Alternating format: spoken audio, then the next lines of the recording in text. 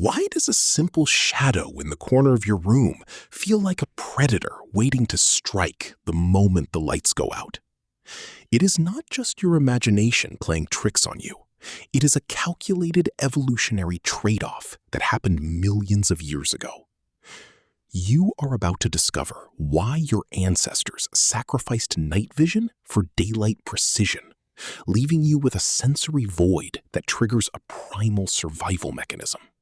Around 30 million years ago, the primate ancestors of modern humans made a biological bet.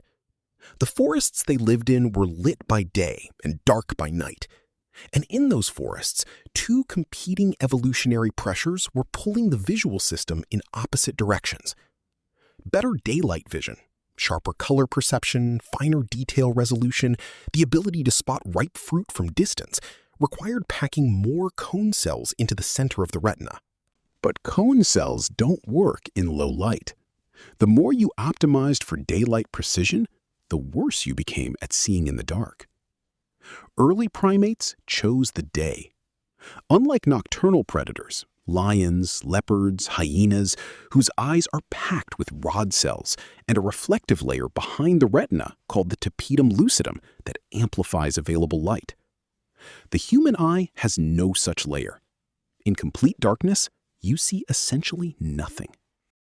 A leopard, in the same conditions, sees with reasonable clarity. That is not a small difference. That is the difference between a predator and prey. And for the humans who lived on the African savanna for hundreds of thousands of years, night was the leopard's shift. Darkness meant something specific and measurable in the life of an ancient human. It meant that every sensory advantage they had, their color vision, their ability to read faces, their capacity to scan a landscape for movement, was neutralized. And simultaneously, every predator that hunted them was operating at peak efficiency. The calculation was simple and brutal. Night equaled maximum vulnerability. The brain learned this, not as a lesson or a teaching, as a biological fact that was written into the nervous system across millions of years of predation. Here's what that writing looks like inside the brain. In 2013, neuroscientists studying the threat response system identified a structure called the periaqueductal gray, a region deep in the brainstem, one of the most ancient parts of the human brain. As the primary generator of what researchers now call the darkness defense response. When light drops below a certain threshold, the periaqueductal gray begins activating a coordinated sequence of physiological changes before any conscious awareness of danger has registered. Heart rate increases slightly. Peripheral hearing sharpens. Muscle tone in the legs increases as the body prepares for rapid movement. Attention narrows toward the periphery of the visual field, the area where threat is most likely to emerge in low-light conditions.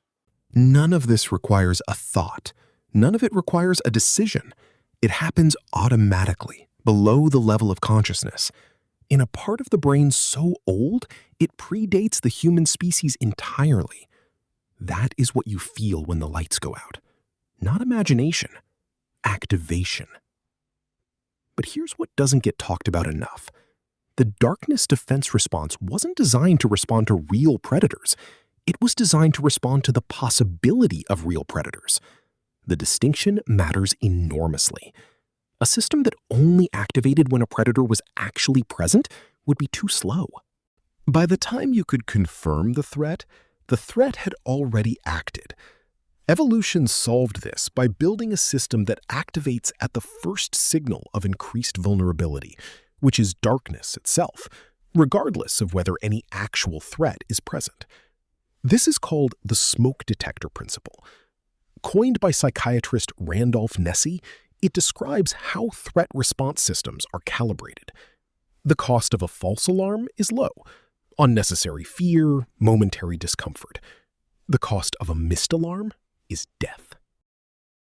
Natural selection, therefore, builds systems that are hypersensitive by design, systems that fire on possibility rather than certainty. The human darkness response is one of the most ancient and well-calibrated smoke detectors in the biological world. Your brain doesn't know there isn't a leopard in your bedroom. More precisely, it doesn't care. The calculation it runs isn't, is there a predator here? The calculation it runs is, am I in conditions where a predator could be here without me knowing? And the answer to that question in a dark room is always yes. Think about that for a second. And then there is the imagination problem. Humans are the only animal that can construct a detailed mental representation of a threat that doesn't exist and respond to it physiologically as if it did. When you look at a shadow in the corner of your room and your brain generates the image of something crouching in it, that is not irrationality. That is the threat detection system doing exactly what it was built to do. Generating the worst plausible interpretation of ambiguous sensory data and preparing the body to respond to it before certainty can be established. A dog in the same dark room feels a general unease. You construct a specific scenario, a shape, a presence, a sense of something watching. Because your brain has the cognitive architecture to build simulations of threat. And in the dark, with sensory information reduced to almost nothing, the simulation fills the gap. Here is the part that changes everything. The darkness response is so deeply embedded that it cannot be reasoned away. You know there is nothing in your room. The rational part of your brain has assessed the situation and concluded that the shadow is a coat on a chair. And yet, the periaqueductal gray keeps running its calculation.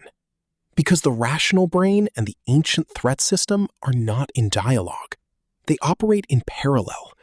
And when sensory information is limited, which is the definition of darkness, the ancient system doesn't defer to reason. It runs its own protocol on its own timeline. This is why nightlights exist. Not because darkness is dangerous, but because the visual confirmation of an empty room, however dim, gives the periaqueductal gray enough environmental information to reduce the threat calculation. A small amount of light doesn't make you safe. It makes your brain's ancient threat system slightly less certain that you aren't. The difference between a dark room and a room with a small nightlight is not safety. It is information. And the ancient brain values information about the environment more than almost anything else. Pull every thread of this back to its origin, and you arrive at the same place. You fear the dark, not because you are irrational, not because something frightened you as a child, not because you haven't grown out of it. You fear the dark because you are the evolutionary descendant of every human being who survived the African night by treating darkness as a threat signal. And every human being who didn't take that signal seriously enough was removed from the gene pool before they could pass the alternative forward. The shadow in the corner of your room has never hurt anyone. But for 300,000 years, shadows in corners were exactly where things waited that did. Your brain remembers.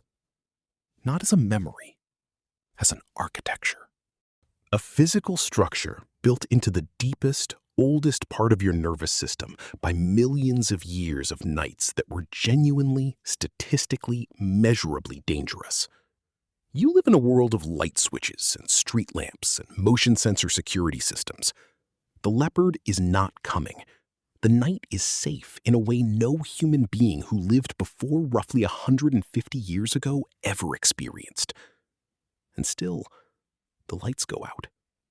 And something in you that is older than language, older than fire, older than the first word any human ever spoke, notices and prepares.